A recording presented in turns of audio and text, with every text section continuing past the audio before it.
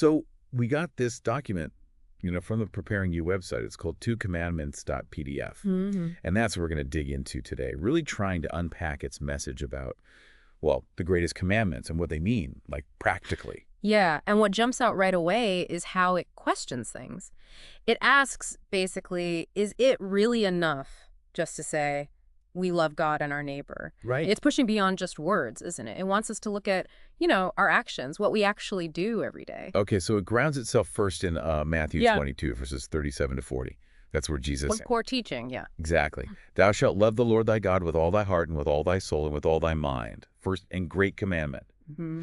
And the second is like unto it, thou shalt love thy neighbor as thyself. And then the key part, on these two commandments hang all the law and the prophets. Powerful stuff. Absolutely fundamental.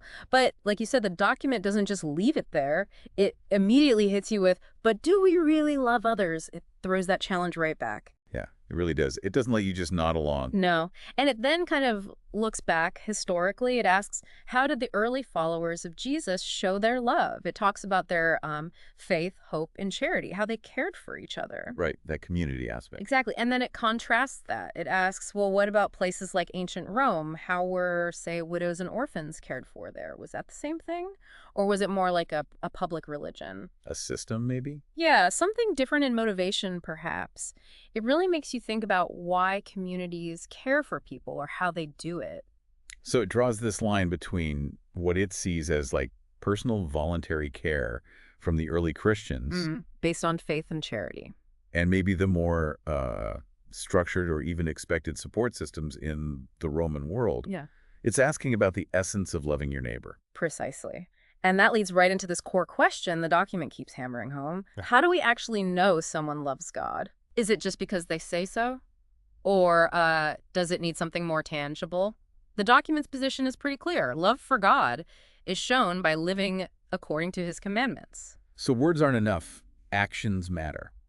That's the argument. It stresses that just saying the words, even if you mean them, doesn't paint the whole picture. And it gives that specific example, doesn't it?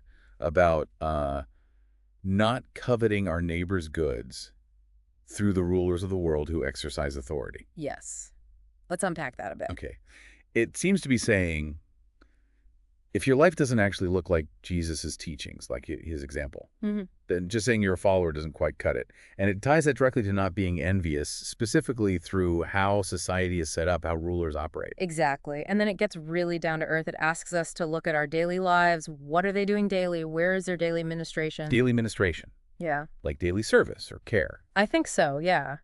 The idea seems to be that our faith should show up in what we do day in, day out. And just saying you believe doesn't automatically cancel out what it calls works of iniquity. Actions that go against the commandments, essentially. Right. And this daily ministration point is crucial.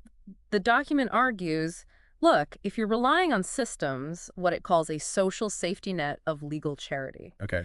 and those benefits might effectively come at your neighbor's expense, well, that desire itself, wanting things through those channels, shows you're not keeping the commandment about coveting. Wow, that's a strong take on social support systems. It challenges how we usually think about them. It's definitely a critical perspective, and it uses some very strong language. It says benefits gotten through what it calls force, not love. So like taxes funding benefits. That seems to be the implication. It calls these benefits the wages of unrighteousness, even the dainties of rulers, and compares them to the free bread of Caesar served at the tables of idolatry, which is covetousness. So it's linking reliance on state-provided benefits to covetousness and idolatry.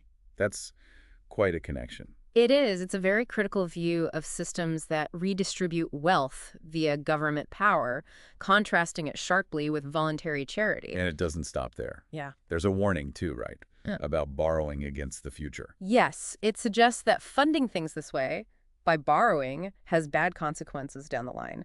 Cursing children, it says, turning people into merchandise.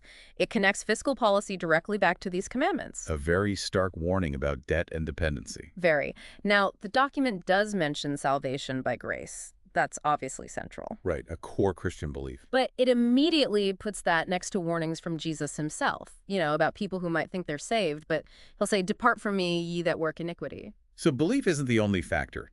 Actions or works of iniquity still matter in this view. That's the tension it highlights. It suggests many might be mistaken about their standing if their lives involve what it defines as iniquity.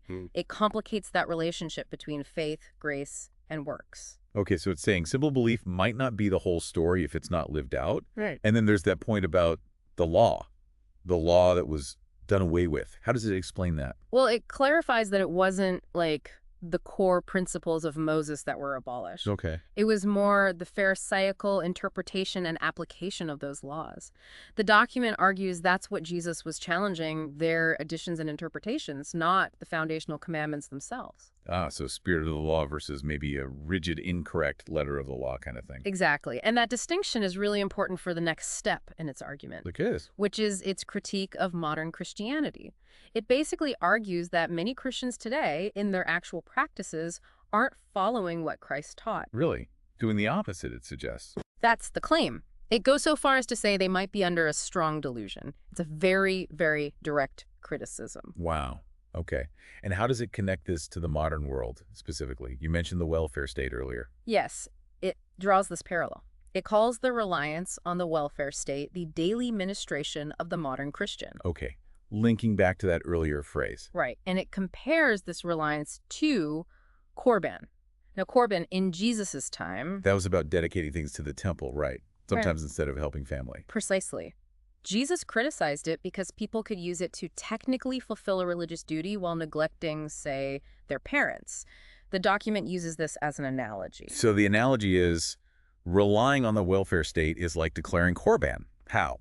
The document suggests that relying on this larger system might make individuals feel less personal responsibility to directly help their neighbors through charity. I see. Because the system is supposedly handling it. That's the idea presented. And it claims the daily bread people get through such systems comes from those dainties of the table Paul said we should not eat because it is a snare.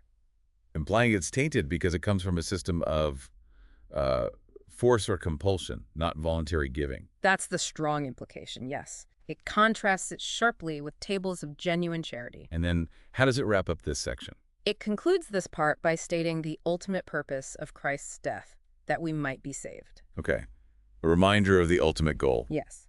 And after laying all this out, the document provides like a resource list, keywords for study, keep the commandments, 10 Commandments, grace, modern Christians, scriptural references from Old and New Testaments, and it also mentions something called the Living Network with some links. So it's basically saying, here's our argument, now go check the sources yourself. Pretty much. It's putting forward a very specific interpretation and then encouraging the reader, or listener in our case, to go deeper into the scriptures and these related concepts on their own. Okay, so boiling it all down, the absolute core tension this document presents is, well, it's the gap, isn't it? The potential gap between saying you love God and neighbor. Right. And actually demonstrating that love through consistent action, through sticking to what it interprets as Christ's commandments in daily life. Exactly that. It challenges complacency. It says just claiming faith isn't the finish line. It demands a life that actively reflects those foundational commandments in real, tangible ways. So it really leaves us, and anyone listening, with a pretty direct challenge. As you've heard this perspective, you have to ask yourself, right? What in my own daily life actually shows how I understand and practice loving God and loving my neighbor? It forces that self-reflection. Yeah.